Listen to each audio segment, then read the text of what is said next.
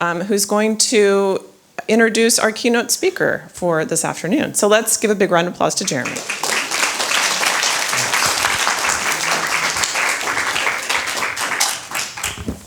Okay, so very honored to introduce Tina Rosenberg. There's a long list of achievements, so I have a little bit of a cheat sheet here. So, some research, I found out that Tina was actually born in Brooklyn, where I'm from. So that's the real starting point there. Tina then went on to lead a long career, in large part at the New York Times, as a member of the editorial board for 10 years. She also won a Pulitzer Prize. She's written 3 books. She won a Pulitzer Prize and a National Book Award for general nonfiction in 1996 for a book I highly recommend called The Haunted Land, which looks at decommunization in Czechoslovakia, Poland, and East Germany. So if you haven't read it, definitely go scoop it up on Amazon. She also lived in Latin America for a very long time, and as we all know, co-founded the Solutions Journalism Network with Courtney Martin and David Bornstein in 2013. So SJN, as you might know, celebrated their first 10 years last year. One thing which is not in the Wikimedia entry or any of the other information online about Tina is that she was actually my professor. So I was a young grad student back in 1995, I think it was, or 96, and I took a course with Tina on international reporting. So she was a very tough but fair teacher, I would say.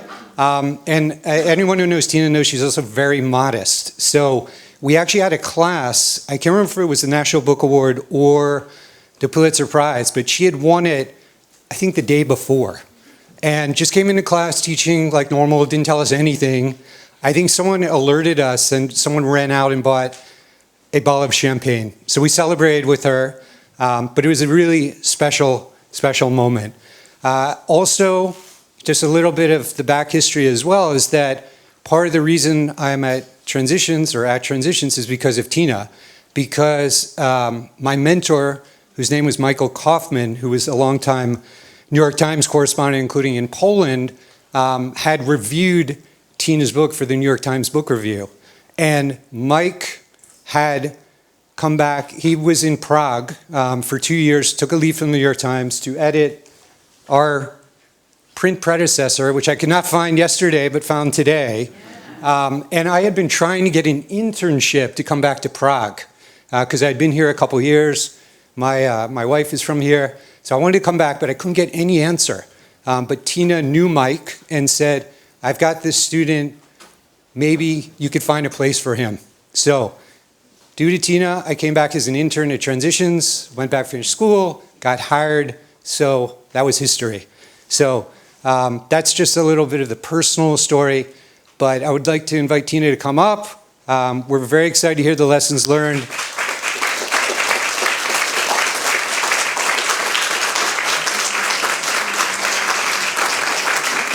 I'll hand it over to you.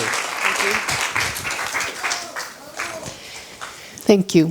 Thank you, everybody. I just want to start out by giving my profound thanks to Transitions, which has done so much. I was looking at a list of what all our international partners have done, and Transitions list is about 3 times as long as everybody else's, and their budget is about 1/3. So they're really an unusual organization, and the testimony to that is all of you here. 30 countries represented. That is just totally thrilling.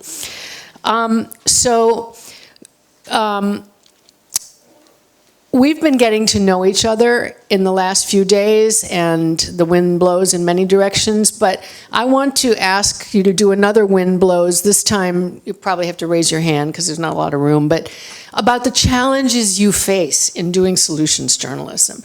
So put up your hand, please, if you have had to convince colleagues that this stuff is not fluff or advocacy or cheerleading. Has that been a challenge for you? I put up my hand. Okay, I'm surprised that there are people who did not put up their hand. Put up your hand if you were successful at convincing them of that. Excellent, excellent. Okay, how many of you have bumped up against editors saying, well, this is a nice to have, but we have other priorities and we'll get to it tomorrow, and tomorrow never comes? Pretty common. Okay. How many of you have colleagues that are interested in doing solution stories but feel intimidated by it and don't try to do it because they feel like it has to be a big project or it's just beyond their skills? How many of you feel that way or did feel that way once? Me too. What other challenges? Yell them out. Yell them out. Time. Say more. It takes time. Takes time to do a good solution story rather than the problems, covering the problem. And as we know, time is in rather short supply in most newsrooms. What else? What other challenges have you faced? Balance. Hmm? Balance of the story, like don't slip into the advocacy, but being journalist. Balance between being an advocate and being a journalist in the story? Okay. Finding people that actually apply the solutions that we are talking about. Okay. Finding the solutions? Short attention span among readers. Yeah, when there is no time to read long reads and you have to be very precise and brief. Okay. Trying to do these stories in a way that somebody will get through them all the way. Yes? I'd also say the relationship with the authorities that don't really focus on solutions. Okay. Lots of challenges. So I'm going to spend the next couple of minutes giving you a progress report on the Solutions Journalism Network's work. And we have faced all these challenges, and I will tell you what has worked for us and what has not worked for us, because some of these are really difficult. So we started SJN formally in 2013.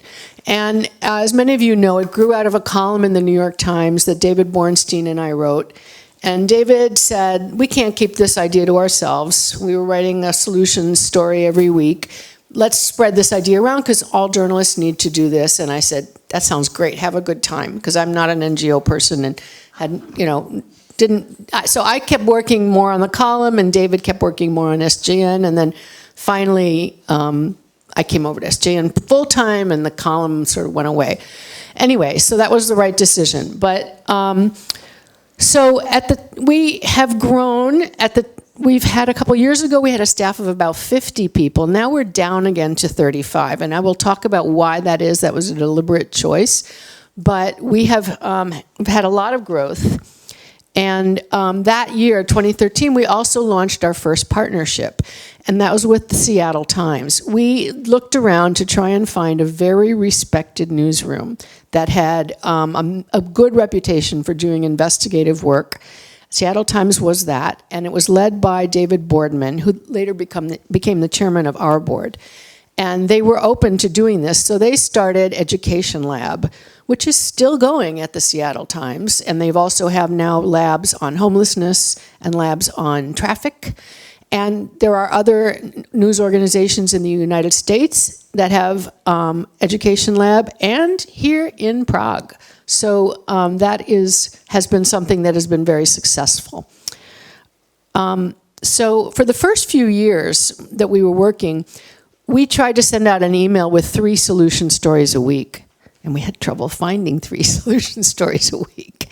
Now it's an avalanche. I mean, we have our story tracker now has 17,000 pieces in it, and that is a tiny fraction of the universe of stories out there. We have no idea how large or how small a fraction, but it's small. And it has solutions journalism is now widely accepted in the United States. It's become one of the sort of holy trinity of new practices that journalists need to do, along with building trust, using techniques for building trust, and community engagement, working with your community, and Sojo. Those three things are often mentioned in common, and we often teach together. And Sojo has become one of the standard answers to the problem of news avoidance, as we all know the research that shows that the primary reason for news avoidance is that it's too damn depressing. And when Reuters Institute in last year, as Kevin said, asked news avoiders what would get them back into the news, they said positive news, which we kind of really don't do, but they also said solutions journalism.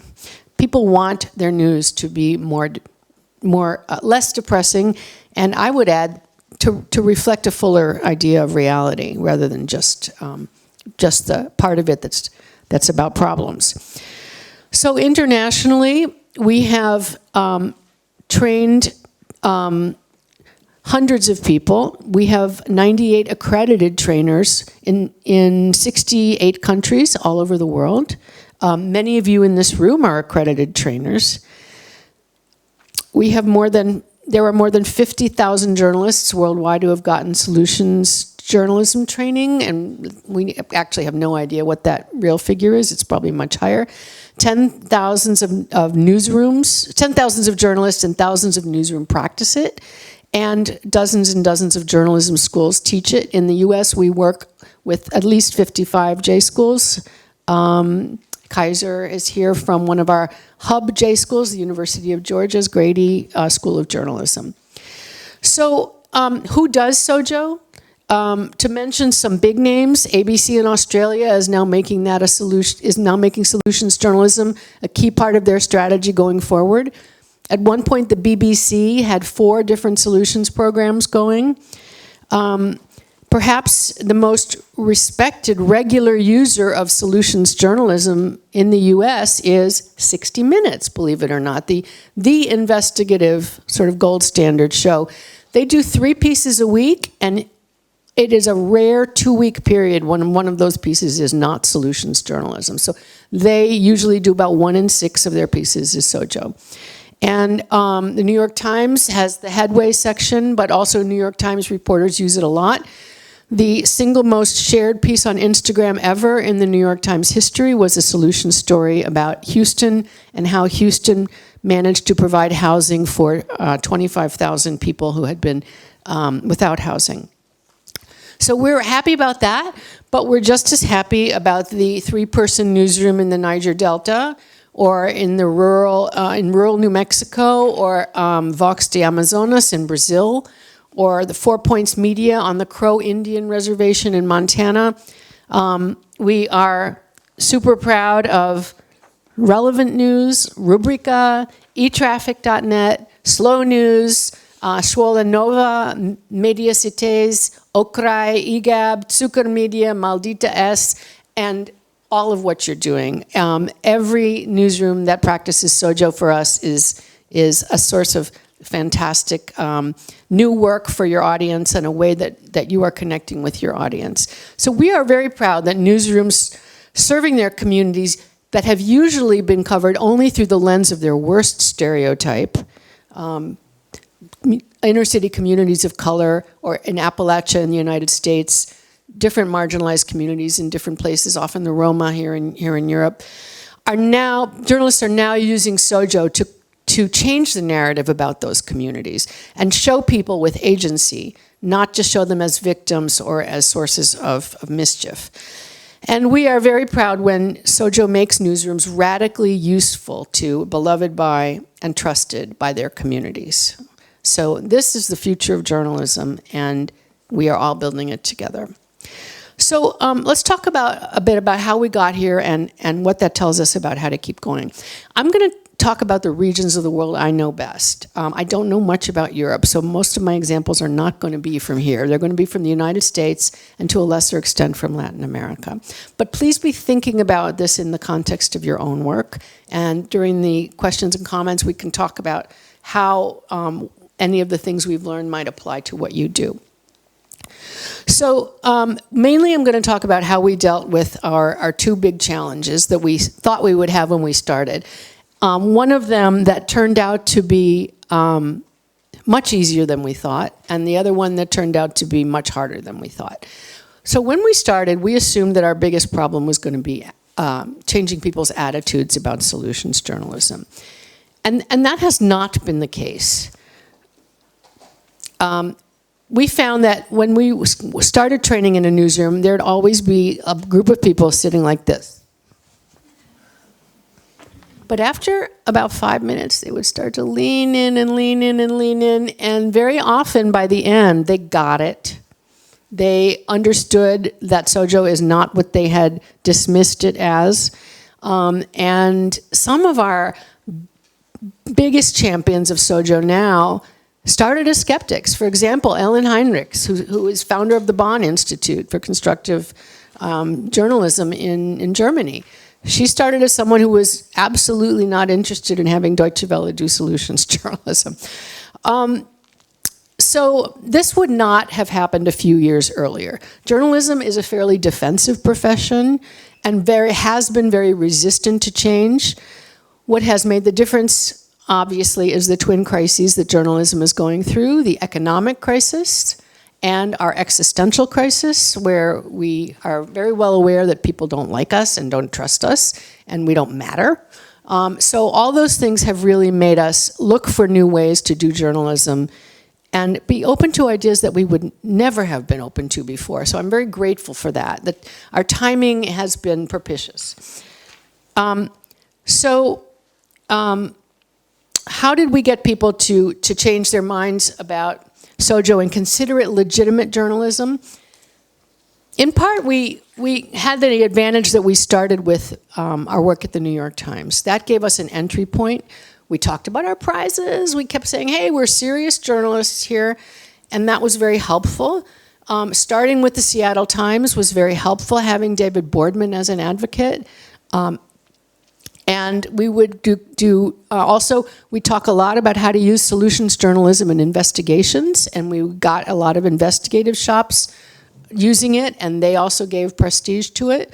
And we worked with legacy newsroom after legacy newsroom, and that was very helpful for getting us established.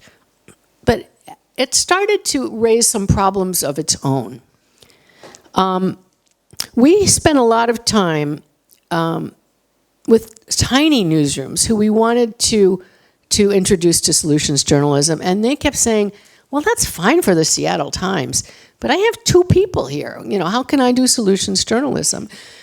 And so we started to shift our focus away from big newsrooms, because we didn't need them anymore for legitimacy and credibility, and towards really small ones. And now we work mainly with small newsrooms. And you can do Sojo perfectly well with a 2-person newsroom. You should, in fact. If you have such scarce resources, what should you be doing with them? You can't try to do everything. You have to try to do the most important things. So we now have an awful lot of very small newsrooms around the world that do solutions journalism. So we were very happy that attitude change went better than we had thought. But the bad news was we were realizing that behavior change was far more difficult than we thought.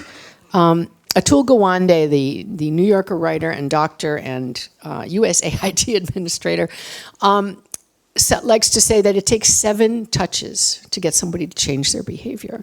In medicine, it takes 17 years after the publication of new research for it to be widely adopted. It's really depressing. And journalism is no different. I mean, the first couple exposures to solutions journalism, very often people don't get it the first time or the second time or the third time or the fourth time. Eventually they will, but you can't just sort of throw it out there and leave it. Our newsrooms were doing great projects while we worked with them. They got what Sojo was, but after we left, it tended to disappear. Many newsrooms, it was like they had a memory wipe and they just went back to their default settings. And they wanted to do Sojo, but they weren't doing it. And so why was that? We found 3 basic reasons. One was it's just different enough from regular, ordinary journalism that journalists would say to themselves, I want to do this piece, but right now I have 3 things to do today, so I'll get to it tomorrow. Tomorrow never comes. It just keeps getting put off. Second of all, the pull of business as usual and the systems that newsrooms have set up for themselves to run their daily report often is inhospitable to solutions journalism, and for those are very hard to change. And the third reason is ironically linked to the very same crises that allowed journalism to be open to new ideas like solutions journalism. We are so strapped for time and so strapped for money that we don't have time to even lift our heads up and think about doing something different. People have the perception that it takes a long time to do so, Joe, but even before that, we can't even think about how to integrate it into our newsroom because we just have too much to do today. We are always in crisis mode, and that is really poisonous for journalism in general, but especially for the adoption of new ideas and for thinking about what really serves my audience. So this is not a solutions journalism problem per se. This is an in-depth journalism problem. Many newsrooms have not survived the death of advertising. In the United States, about 1/4 of all newsrooms in the country have closed. We've lost more jobs in journalism than in coal mining. But the ones that have survived and will survive are likely to be the ones that decide that with their scarce resources, what they're going to do is high-value stories. And let me give you a couple of examples. Mississippi Today is a nonprofit newsroom that covers the state of Mississippi, which has a lot of challenges. It's one of the poorest states in the U.S. And they decided, though, to focus their resources on a few of them. So they have projects on the healthcare provider shortage, the jailing of people with mental illness, the unfettered power of Mississippi sheriffs. And on those 3 subjects, they do in-depth investigations with a lot of solutions journalism. They cover other things too, but in brief. They're not a paper of daily record, which makes it a lot easier. It's a lot harder. If you are the first newspaper that people read in the morning, then you have demands on you that a lot of newsrooms don't have. Another example, a few years ago I was talking to Jesse Hardman, who's a solutions journalist who some of you probably know. He was working for WWNO, which was public radio in New Orleans. And he mentioned something that had happened on his beat. And I stopped him, I said, Jesse, how can you have a beat? You're the only employee at WWNO in New Orleans. There was an editor and there was Jesse. And he said, yeah, but we decided I needed to focus. So I do stories on coastal issues. Big deal in New Orleans. And a lot of them are solutions focused, but that's what Jesse did. And to me, that seemed really smart. WWNO could do an on-the-hour news program, stealing from everybody else, other papers in New Orleans. But to really attract and retain listeners, they had to offer something people could not get elsewhere, and that's what Jesse was doing. That made a lot of sense to me. It takes guts to do that.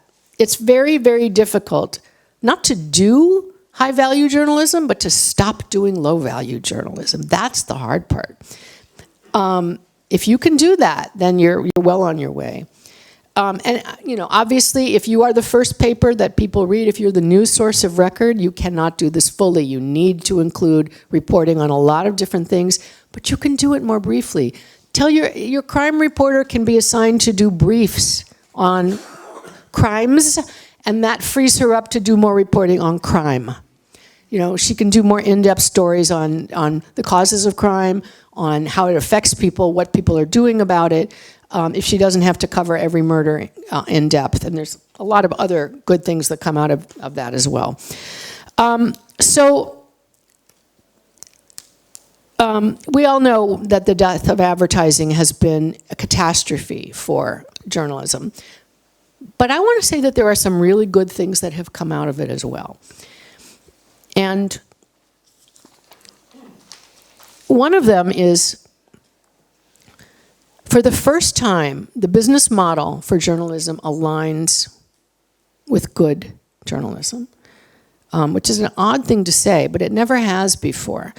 If you are driven by advertising, what you're selling is a piece of the reader's attention to a corporation. That is your actual product, what you're making your money from. What does that lead you to do? Things that grab a piece of your reader's attention. Clickbait. Every other form of support for journalism is actually selling good journalism to someone. It could be to your audience in the form of memberships and subscriptions. It could be to philanthropy, foundations in the form of foundation grants. It could be to local businesses who want to sponsor series on things. But for the first time, that's aligned, and we're interested in what produces memberships and subscriptions and gets engagement. And that is a fantastic development for journalism. It is true that many, many newsrooms around the world have closed. The United States is the leader in that, but you guys are probably about 5 years behind us. But on the other hand, a lot of them, new ones have opened, and they're better. A lot of the newsrooms that closed deserved to close. They were not serving their audience as well. And we are now much more attuned to how we serve our community, in part because we ask our community how we can serve them better. So when you want to persuade your editor to do solution stories, the first task you have isn't to talk about solutions journalism, it's to talk about high-value journalism. We want our newsroom to do more investigations, more explanatory journalism, more in-depth feature stories, more profiles, more solutions journalism. Once you can change the newsroom systems to allow that to happen, it's easy to add Sojo. So let's get specific now about Sojo. Some newsrooms that have done Sojo with us want to continue doing it. And of those, some of them do continue doing it, and some don't. So let's take a solutions approach and look at what the ones who do continue doing it have in common. First of all, they have the support of their leadership. The leadership needs to give reporters time to do these stories. They need to give them rewards and praise for doing them well. They cannot be considered nice extras. And one example is a paper in Michigan called Flint Beat. They have a section called Solutions Journalism, a Fix for Flint. They were part of a program that we run, which has a cohort of 5 or 6 journalists to help them develop projects to use solutions journalism in new ways to raise revenue. And Flint Beat had this to say: our commitment to Sojo work was hindered by our self-imposed reporting pace, which is too fast and too tied to breaking news. To change that, we established a slower, more deliberate editorial process. We required fewer weekly pitches from each reporter. Although staff worried that fewer stories would lead to declines in readership, we found that at times our audience was larger in the weeks we published a solution story, yet had fewer stories overall. Others have found this as well. The Milwaukee Journal Sentinel switched its opinion section to solutions journalism, away from traditional op-eds and editorials. And they do now 1/3 of the stories they used to do, but they have 3 times the readership. It's much more engaging for people. This is not an isolated case. So related to the leadership change, you also need to make your newsroom structures more friendly to Sojo. That means not asking people at the morning meeting, "What do you have for me today?" Because they're going to answer something that takes less than a day to do. Maybe 3 stories that you can do in one day. It's not good to have the digital sign that most newsrooms have that show how your stories are doing, mostly in terms of clicks, because that, of course, makes people want to prioritize clicks, even though that is actually not necessarily in the interest of the newsroom. So, I mean, little things like that. But also having somebody at the story meeting whose job it is to raise their hand and say, "Is there a Sojo angle here?" They don't have to know the answer, they just have to ask the question. It's got to be built in different ways. The leadership has to do that. That's second. Third, they demystify Sojo. I know I said it's crucial to switch to high-value stories, but while we live in this imperfect world where a lot of us are doing sort of daily pieces or every 2-day pieces, Sojo belongs on most people's beat. It is not does not have to be a special project that takes you 2 weeks. And this was one of the problems of the newsrooms that were working with us on big projects. Later on, they couldn't convert it to be something that they could use every day. And that needs to happen. So, I mean, some journalists in the newsroom need to show how to do these smaller pieces, short pieces, one-day pieces that are good solutions journalism.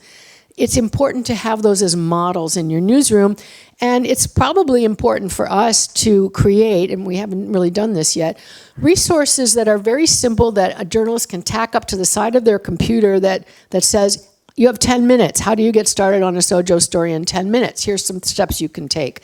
Just so we can take advantage of little blocks of time, and it doesn't seem so overwhelming. Fourth, these newsrooms work in a community of their peers.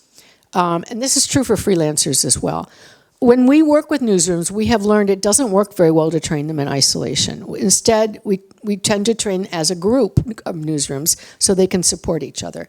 We have many programs that do that. Our Collaboratives project has established newsroom collaborations in 15 cities in the United States.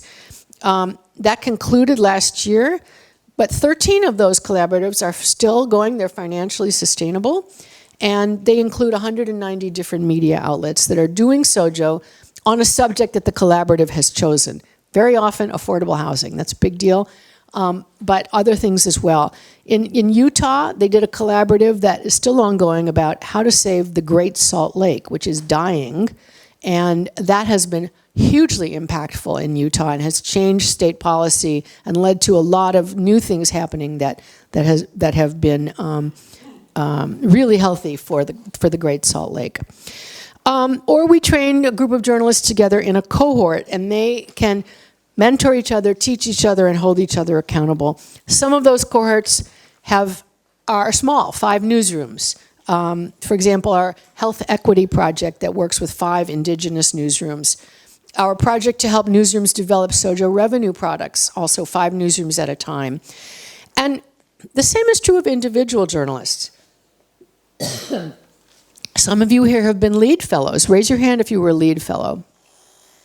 Wow, that's actually pretty good. There's other fellowships. Maybe one of you have been a Complicating the Narratives fellow. Anybody? Climate Solutions fellow, Journalists of Color fellow, HEAL fellow. These are very tight-knit groups. Dina, you were in our first class of lead fellows. Are you still in touch with any of your fellow lead fellows? These become really strong groups to work together and help each other. And lead fellows join for that. They get the princely sum of $2,500, or I think last year they got 0 to start their own project. Nobody's joining for the money. They're joining for the community, and that's really important. So, Angela, where are you? Angela runs the Climate Peer Network, journalists who are freelance and also those who work in newsrooms. And they meet virtually once a month. What do you average on a call? How many journalists? It's about 30 people a call. Say a little bit about it. Sure. So this is an open call meeting once a month. The time zone doesn't work well for Europe, unfortunately. It's about 6 p.m., but we're working on doing another one. But it's about 30 people a month, but a community of 600 people around the world signed up that share resources and connect peer-to-peer and learn from each other. Thank you. So Jeremy said last night that to scale up, they realized they had to work in newsrooms. And that is true, but it's not enough. It's necessary, but not sufficient. The 5th and most important thing that we realize people need to do is have someone in your newsroom who is passionate about solutions journalism. If you are that person in your newsroom, even if you are not in the top leadership, you are invaluable, and you will have that with you for the rest of your career. So how many of you are the champions of solutions journalism in your newsroom?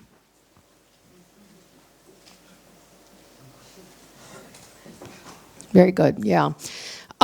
So Hilma said that, this community is people doing things with a sense of purpose. And I agree with that.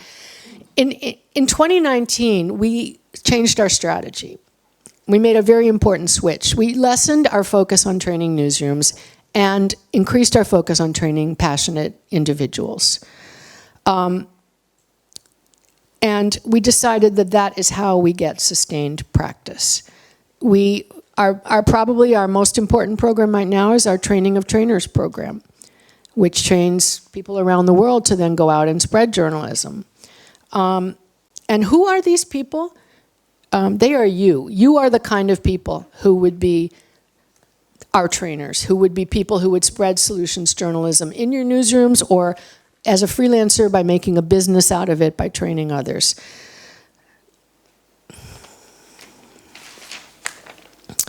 And this shift has also helped make us a truer network.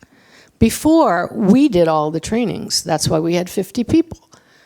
Now we only have 35 people. We don't do all the trainings. Transitions does the trainings. The Latin American network does the trainings. The African network does the trainings. You guys do the trainings. And that's the way it should be. We were trying to do too much ourselves and we'd forgotten the word network. And now we have pulled back and our main focus is on empowering and supporting others to be the teachers. We are trying to support our trainers. We're not doing a great job at this. We do a great job at training you, and then we've sort of loosed you into the wild, and it's the Hunger Games out there, and you don't have any weapons. So we're trying to provide those. One way we're doing this is having our successful trainers show how they've become successful. So we've had webinars for our trainers about how to build a business teaching Sojo, how to raise philanthropic money to teach Sojo. You see the theme here. People are very concerned about the dollars in this, which is totally appropriate. And we started a pilot program in Latin America that allowed us, we hired a regional coordinator who's based in Caracas. And the first day when we announced that he was hired, in a tweet that I tweeted and he retweeted, he got 400 direct messages from journalists across Latin America who said, I want to be part of this new network. The demand was there, and it just needed somebody to put it together, to help create a community, to create a WhatsApp group, which is now extremely active, to create a network of trainers who support each other, to give them resources, to help them when they need advice. There's trainers now in Brazil, Chile, Costa Rica, Puerto Rico, Venezuela, Argentina, and El Salvador. Between them, they've conducted more than 120 trainings in the last 2 years. And that's just the part of our trainers who happened to answer the survey. That was like 9 people. There's far more out there. And they've started a sub-regional network in Central America, and they've started a country network in Peru. And without SJN's involvement, except as special guests, they've offered 2 training of trainers that they organized. One of them was done entirely on WhatsApp, asynchronously, which is a very interesting model that might be useful. And they have a fund for solutions journalism in Central America. We didn't do any of this. The Latin American network did, and that is what we are aiming for. This is a real community, and they really support each other. Didn't go to the Western Balkans meeting, but I'd love to hear about what you guys talked about, because it would be fantastic to have you grow into a group like this. Very key. So we hope to repeat this in other regions of the world. But you guys are already doing so much of this here in Europe. I mean, as Lucy said, you're creating a real community of amazing leaders. This conference is one step in doing that. And I would love to know how SJN can support you better and help you with what you need, but you also have transitions. You also have the Constructive Institute here in Europe. Senara, where are you? Thank you. That can help. And most important, you have each other. Thank you.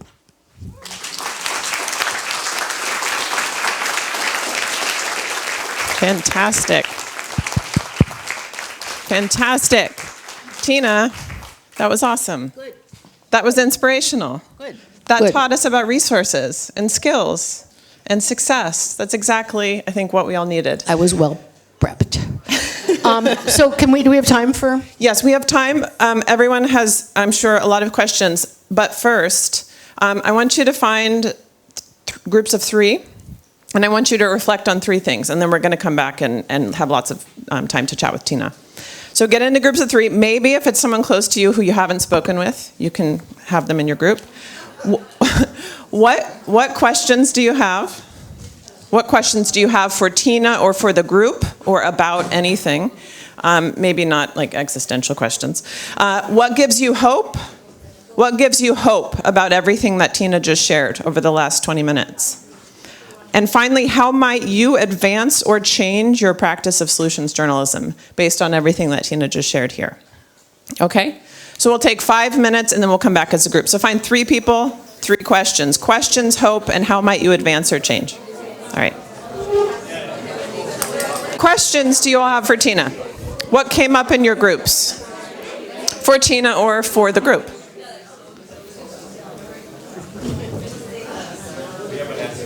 Yeah, we have answers. And do we have questions? Okay. I'm going to ask you a question. Hello, Paolo here. We have several.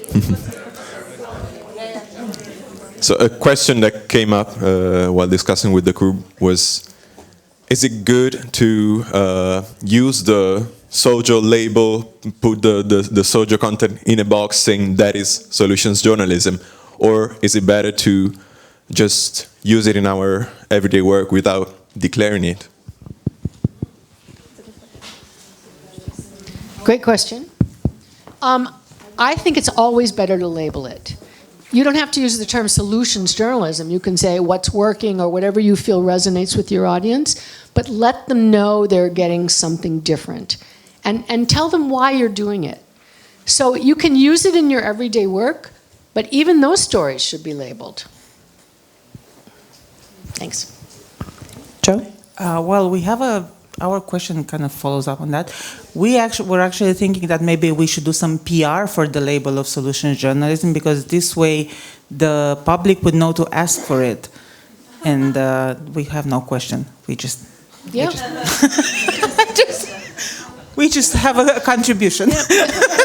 It's the problem, Joe. We thought about that a lot, and the problem is there's no real feedback mechanism for journalists to learn what the public wants, except in sort of structured listening tour programs. So we abandoned working on the demand side for that reason. It just didn't end up affecting what journalists produced.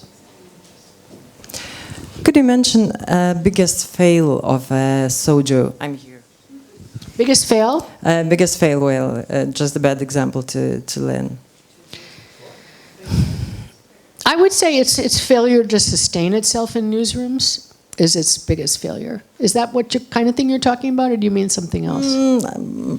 Probably more as a story, as a something which just There's an goes wrong. awful lot of bad Sojo out there. I'm not gonna name a story, but you know, a lot of Sojo, a lot of alleged Sojo leaves out the limitations and becomes PR, or it's just too superficial. You know, there's a long list of ways things can be not Sojo, but people think they are, and that's not good. There's multiple examples of that. Yeah. Questions, questions, questions, answers. Dina.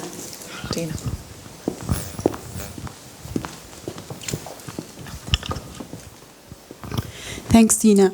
So you mentioned that at the beginning you were looking for partners with big organizations or big newsrooms, and I wanted to ask you, who were you speaking to at these newsrooms? Because yesterday we had this discussion in our Convincing Editors, where the editors, the publishers, who are the stakeholders that we should approach? If you're in the beginning, when we were cold calling people, we were calling out to people, we tried to approach the top level people, the editor usually, and we usually had another editor do it for us. Someone like David Boardman. I keep mentioning how important he was, but he knows everybody, and he was very helpful at calling newsrooms and saying, "Hey, you know, you should learn about this."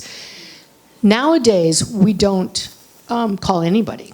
They call us, and that's better. The other way of doing it is we often get a call from someone in a newsroom saying, I want my newsroom to do Sojo, but I'm just a reporter here, so what can I do? And then you have to sort of figure out a way how to approach the top editor. Unfortunately, to get invited in even, you have to have the buy-in of the top editor. But then you have to make sure they don't, welcome you and say nice things about you and then deputize somebody else who doesn't care about Sojo to run the project. So we had a conversation about the ambassadors, and we were discussing, even if you're one of these amazing ambassadors, but you're in a newsroom that's not into it, how can you do that, and is it possible? So it'd be really interesting to hear your thoughts about, you talk to the top guys and they're keen, or the ambassadors, do you need both? How can you fight for Sojo in a newsroom where your bosses aren't keen? Is it possible? Hard question, right?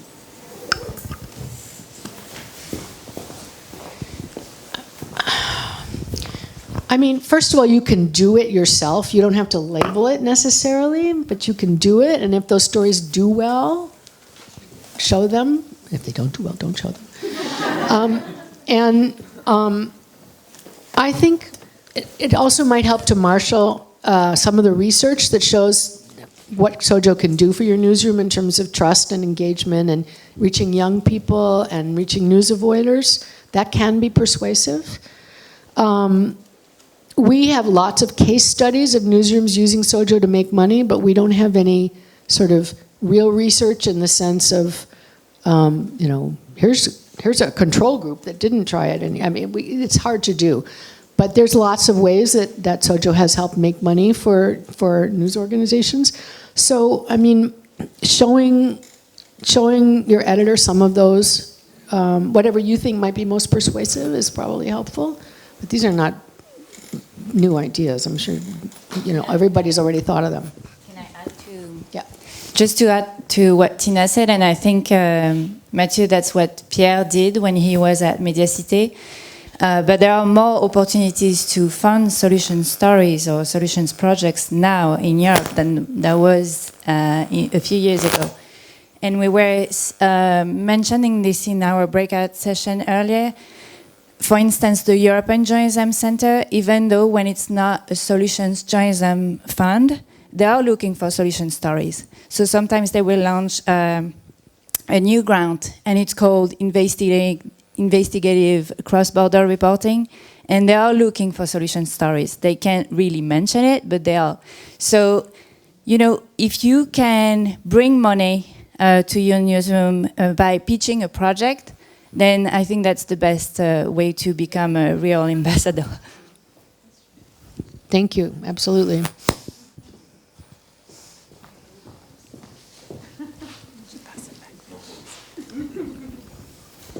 Thank you. I'd ask if or maybe how solution journalism could decrease the dependence on donor funding of the media outlets.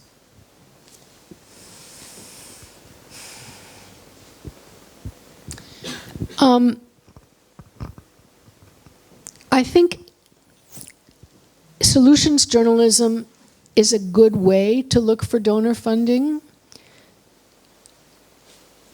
I think a lot of foundations and your local community foundation is very interested in seeing solution stories about the city rather than purely problem-focused stories. Is your question really whether it's over-dependent on donor funding? Boy, I'd love to get to that point. I guess we're pretty far away from it right now. Yeah, to be more independent media outlets, maybe should find the other source of funding. So it's like maybe the question about if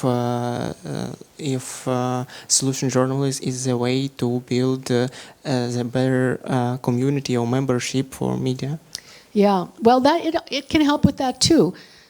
You raise an important point, and that's always been a point about how journalism is financed. I mean, you know, it's very important to put rules in place for funders. Most funders nowadays are sophisticated enough that they understand we're not going to get to tell you what you're going to write about. You're not going to write about our grantees. We're not going to see drafts.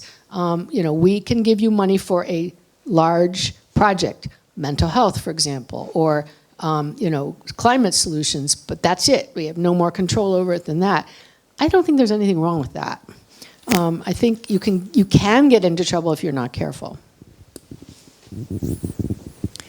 I wanted to ask, and how we can get into those trainings for trainers from our countries, which are like Central Europe or Eastern Europe, it's South Caucasus, Central Asia.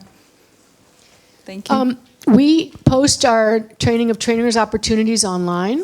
Most of them are global. The one coming up this month is not, I mean in October, but most of them are global, and we usually have people from 15 different countries in one of the sessions. So you can apply. Just look online at our training opportunities section on our webpage. Sign up to Transitions Social newsletter and feel definitely there.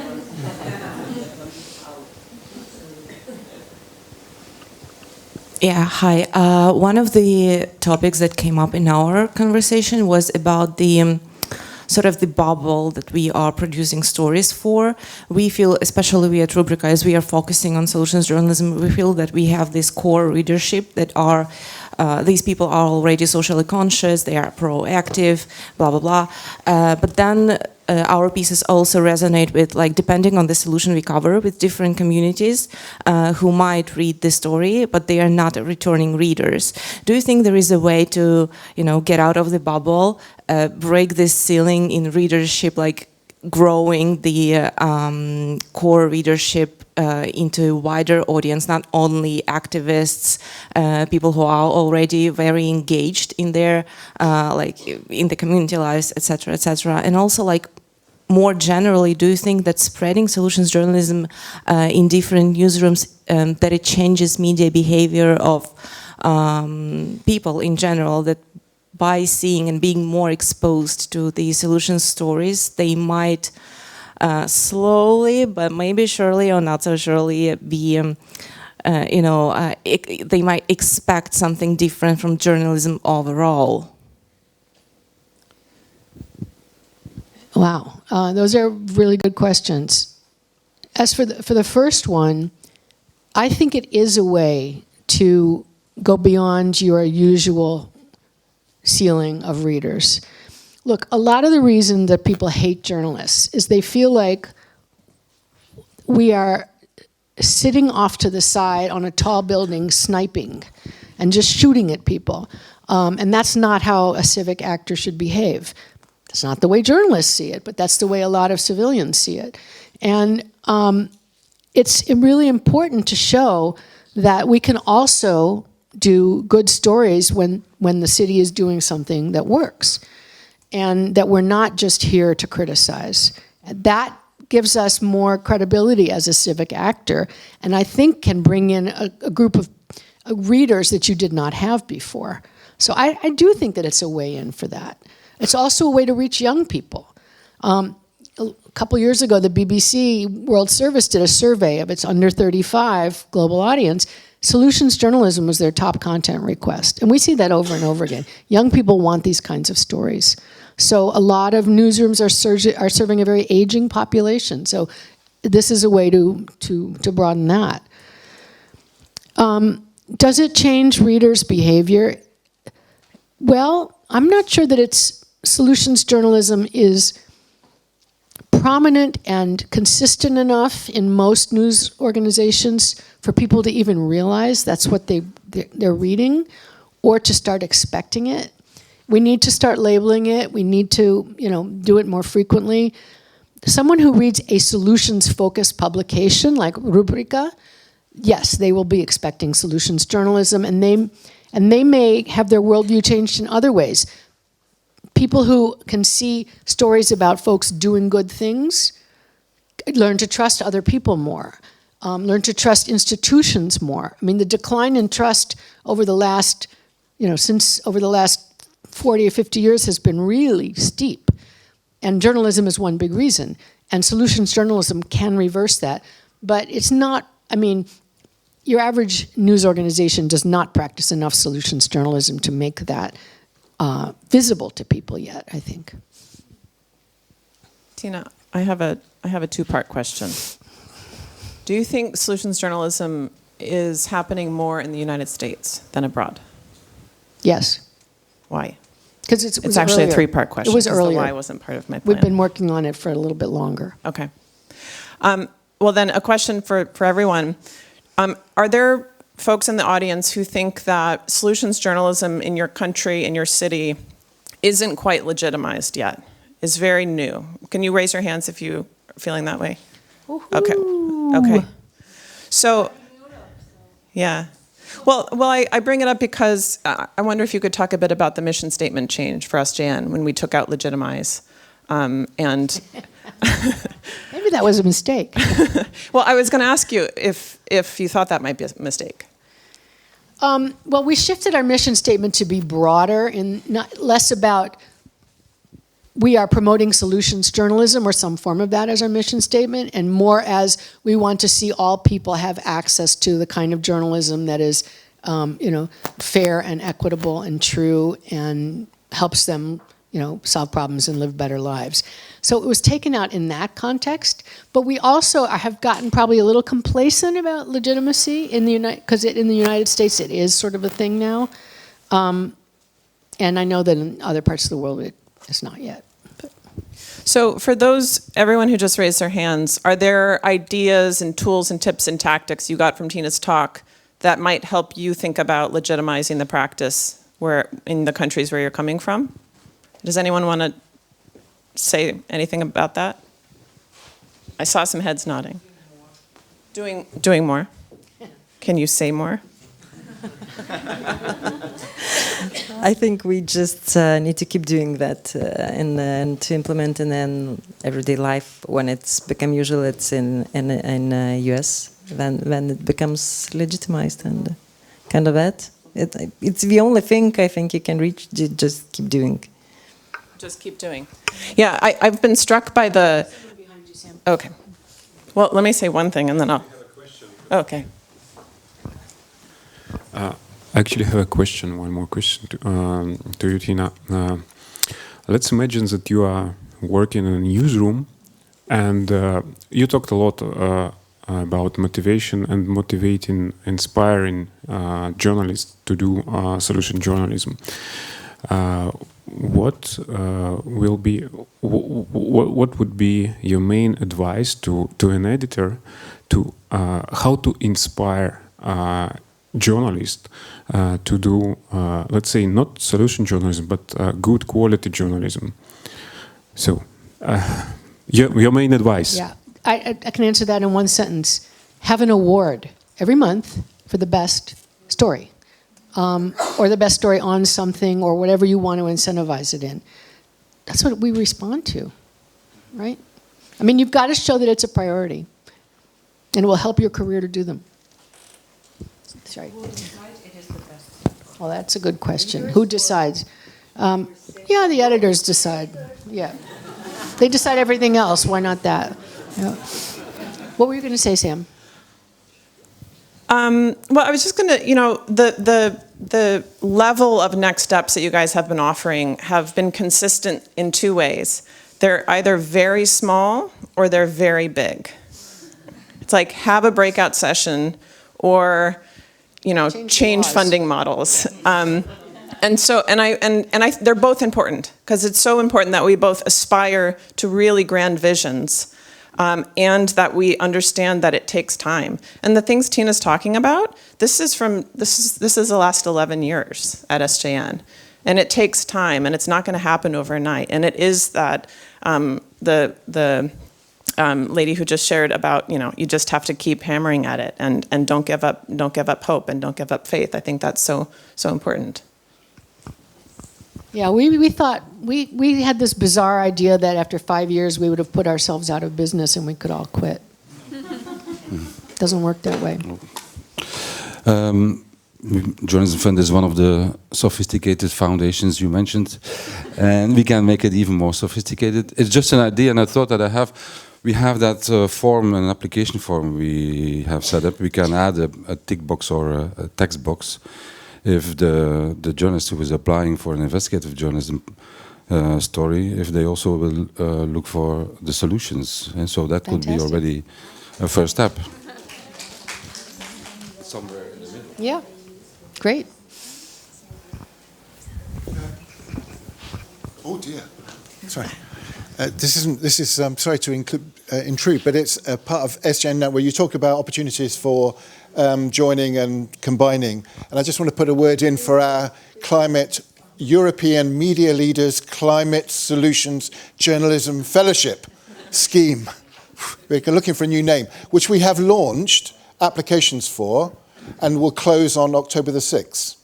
And the program is a 10-month program where we'll get a cohort of 12 individuals who are working within news organizations in Europe who want to implement a solutions approach to a new climate reporting initiative. So maybe you're already doing climate reporting, but you want to do it on a new form. You want a podcast or you want a newsletter. Maybe you're doing solutions journalism and you want to start a climate branch, or you're new to the whole thing, right?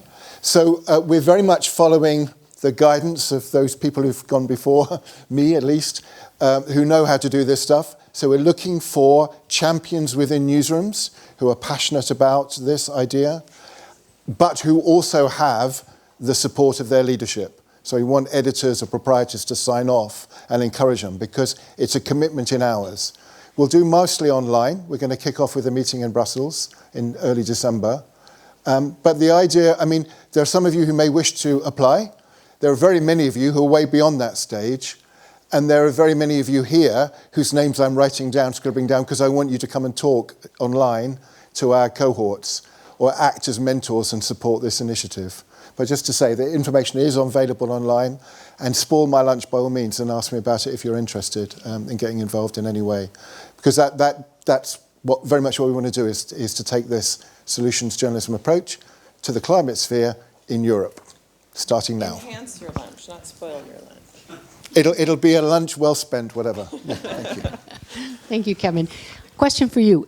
Is there evidence that a journalist could present to their editor showing how climate solutions reporting is beneficial as opposed to traditional climate reporting? Yes, there's a wealth of evidence. Both the sort of stuff that you said from the Reuters Institute Digital News Report. They also did a special on climate change, I think about 2020, when they were looking at it in depth. But I write the training for journalists on climate change for the BBC. And so I get to see the BBC audience research, which are they now doing climate audience tracking on a monthly basis.